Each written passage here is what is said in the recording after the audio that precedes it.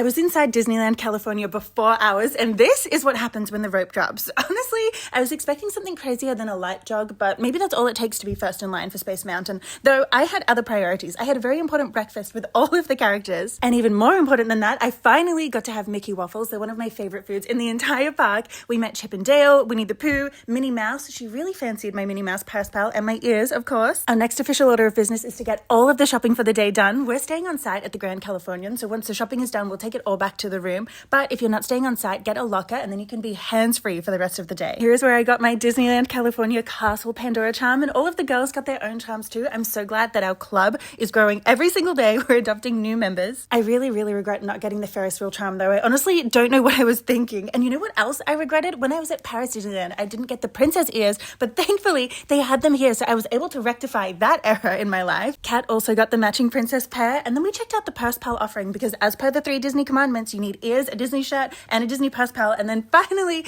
it was time for us to enjoy the street parade. You guys know I go to Tokyo Disneyland all the time, and when you go to a parade there, it is so hard to get a good spot. You have to camp out for hours. So I felt so blessed that we had a premium priority spot for this parade, and we got to see my King Donald Duck. Did you see him notice me just then? I swear, he saw me. And then the blessings continued because we used our Lightning Lane multipass to go on Space Mountain, which is the greatest ride of all time and my favorite ride ever, but I rarely go on it because at Tokyo Disneyland, no exaggeration, the wait time is often 200 minutes. But because we had the Lightning Lane pass, we got to walk straight on, and it was as fabulous as I remembered. The food in the Star Wars area was also really fantastic. I had a Cocoa Puffs cold brew, and it was so good. I went back for a second one, and then we headed over to Tiana's Bayou Adventure, and here's a hot tip. We purchased our ponchos. However, if you just hang by the bin, people that come off the ride will be throwing away their ponchos, and instead, you can take their poncho for free and recycle it. We finished off the day by seeing the fireworks display and the show on the water, and it was incredible. One thing about me is I get to the park early, but I also leave early because I like to go to bed at 9 p.m., so I don't normally stay this late. So I had never seen anything like this before, and you know what? Now I will be always staying late because this was absolutely worth it. If anyone knows how they were able to make fire burn on water, please let me know,